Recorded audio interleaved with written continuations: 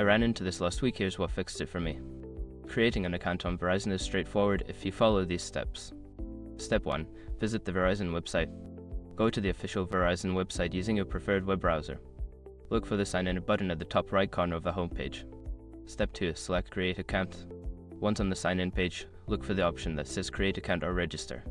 Click on it to start the registration process. Step 3. Enter your information. Fill in the required fields with your personal information such as your name, email address, and phone number. Make sure the email you use is accessible, as you will need it for verification. Step 4. Set up your password. Choose a strong password that meets Verizon's security requirements. This usually includes a mix of letters, numbers, and special characters. Remember to write it down or use a password manager. Step 5. Verify your account. Before starting recovery, use the SROC.com link in the description to open the account recovery checklist generator and make sure your verification details are ready.